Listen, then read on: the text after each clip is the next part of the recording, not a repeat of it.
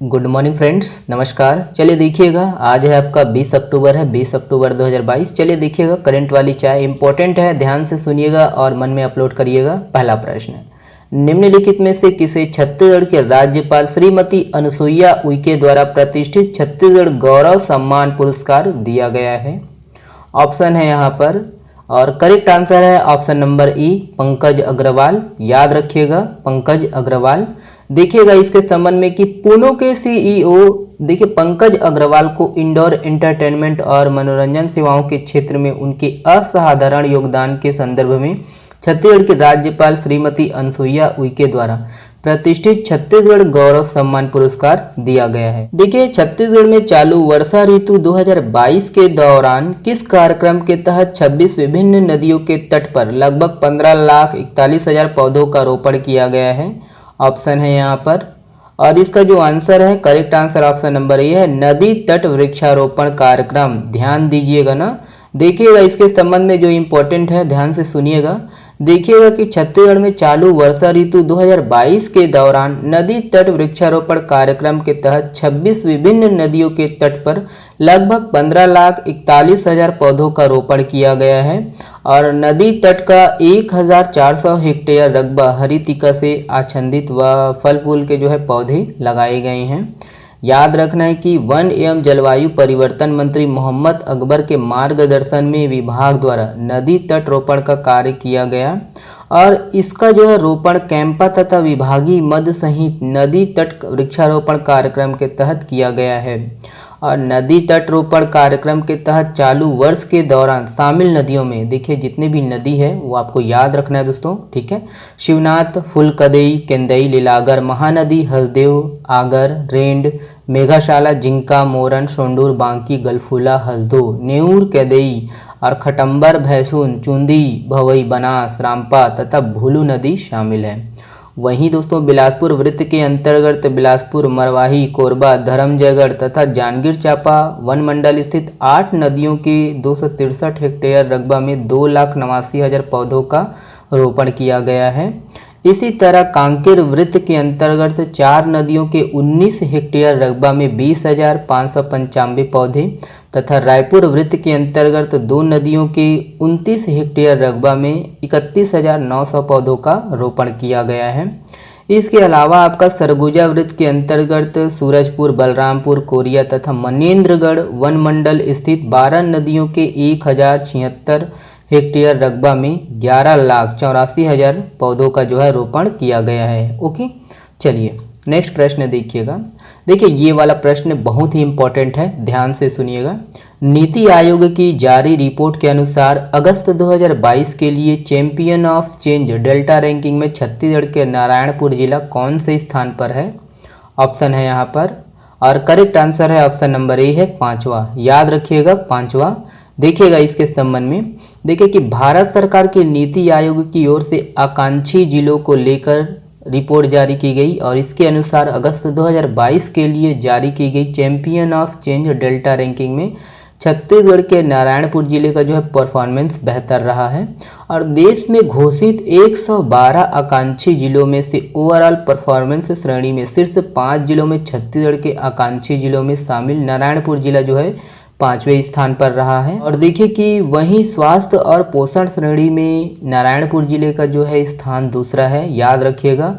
और इसी तरह दोस्तों शिक्षा श्रेणी के आधार पर जारी मासिक डेल्टा रैंकिंग में नारायणपुर जिला जो है वो 4थे स्थान पर है। ओके, नेक्स्ट प्रश्न देखिएगा, ये है।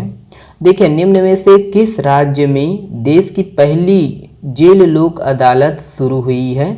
ऑप्शन है यहाँ पर, करेक्ट आंसर है ऑप्शन नंबर बी है दोस्तों, छत्तीसगढ़। याद रखिएगा अपना छत्तीसगढ़। देखिएगा इसके संबंध में कि छत्तीसगढ़ में देश की पहली जेल लोक अदालत शुरू हुई है और बिलासपुर हाई कोर्ट के न्यायमूर्ति गौतम भादुड़ी रायपुर सेंट्रल जेल पहुंचकर जेल लोक अदालत का शुभारंभ किया। इसके अंतर्गत salsa state legal service authority और जेल प्रशासन की मदद से जेल लोक अदालतों के द्वारा जमानत होने के बाद भी जेलों में बंद कैदियों को रिहा किया जाएगा और इसमें वे कैदी भी आएंगे जिसकी उम्र 65 से अधिक हो चुकी है और साथ ही 21 साल से कम उम्र के कैदी जिन्हें है ना, 7 साल से कम की सज़ा मिली है, वे भी इसमें शामिल होंगे। जेल लोक अदालत के माध्यम से कैदियों के साथ मानव अधिकारों की रक्षा होगी, कैदियों के जो है मानव अधिकार की रक्षा होगी और इससे कैदियों को मिले कानूनी अधिकारों का उन्हें फ़ायदा होगा और इसमें पेंडिंग केस में कमी होगी और जेलों में विचाराधीन कैदियों की जो है भीड़ कम होगी, ये इनका उद्देश्य है। देखिएगा, डॉक्यूमेंट्री फिल्म लाल जोहार है ना किसके जीवन संघर्षों पर आधारित है। ओके, वेब सीरीज भी बन गया है दोस्तों, पहली याद रखिए। इसका जो सही आंसर है दोस्तों, लाल जोहार किसके जीवन संघर्षों पर आधारित है, तो ऑप्शन नंबर ए है शंकर गुहा नियोगी। ओके, ध्यान रखिएगा। देखिएगा इसके संबंध में कि हाल ही में हुए art literature and film festival में प्रसिद्ध श्रमिक नेता शंकर गुहा नियोगी के जीवन संघर्षों पर निर्मित डॉक्यूमेंट्री फिल्म लाल जोहार दिखाई गई है और यह है कि इस डॉक्यूमेंट्री फिल्म का जो निर्देशन है राजकुमार सोनी ने किया है। और देखिए 1976 में शंकर गुहा नियोगी ने पृथक छत्तीसगढ़ हेतु छत्तीसगढ़ मुक्ति मोर्चा का गठन किया था और 1983 में शंकर गुहा नियोगी के द्वारा ही छत्तीसगढ़ संग्राम मंच का जो है गठन किया गया था। ये इंपॉर्टेंट है सीजीपीएससी प्री के लिए, दोनों पॉइंट ध्यान रखिएगा। ओके, तो लाल जोहार याद रखिएगा, शंकर गुहा नियोगी। ओके, नेक्स्ट प्रश्न देखिएगा, ये है देखिए IANSC वोटर्स के सर्वे के अनुसार जनता को खुश रखने में कौन से मुख्यमंत्री देश में पहले पायदान पर है। ऑप्शन है यहाँ पर, करेक्ट आंसर है ऑप्शन नंबर सी है भूपेश बघेल, श्री भूपेश बघेल। तो काका तो पूरा देश में जौहर कर दिस है ना। तो देखिए काका का जो है पहले पायदान में आ गए हैं काका। देखिएगा IANSC वोटर्स के सर्वे के अनुसार जनता को खुश रखने में छत्तीसगढ़ के मुख्यमंत्री भूपेश बघेल देश में पहले पायदान पर है और वहीं देखिए कि दूसरे नंबर पर दिल्ली के मुख्यमंत्री अरविंद केजरीवाल है और एजेंसियों के मुताबिक यह देशव्यापी सर्वे था जिसमें राज्यों से पता लगाया गया कि लोग अपने CM से कितने खुश हैं या कितने नाराज हैं।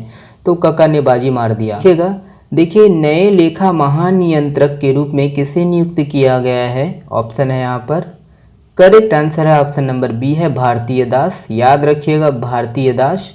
देखिएगा कि 1988 बैच के भारतीय सिविल लेखा अधिकारी भारतीय दास को नए महालेखा नियंत्रक के रूप में नियुक्त किया गया है। देखिए कि वह वित्त मंत्रालय की 27वीं लेखा महानियंत्रक बन गई है जो भारत सरकार के लेखांकन मामलों का जो है प्रमुख सलाहकार होता है। चलिए नेक्स्ट देखिएगा, ये वाला प्रश्न आप लोगों के लिए है। इस प्रश्न का जवाब आप लोग दीजिएगा कमेंट्स बॉक्स में।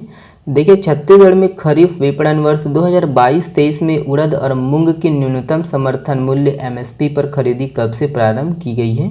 ऑप्शन को पढ़िएगा और कमेंट्स में जवाब दीजिएगा आप लोग। चले बहुत बहुत धन्यवाद दोस्तों। और चाय का जो है मूल्य शेयर करना है तो शेयर कर दीजिएगा, है ना। और वही है, चैनल के साथ जुड़े रहिएगा। बहुत बहुत धन्यवाद।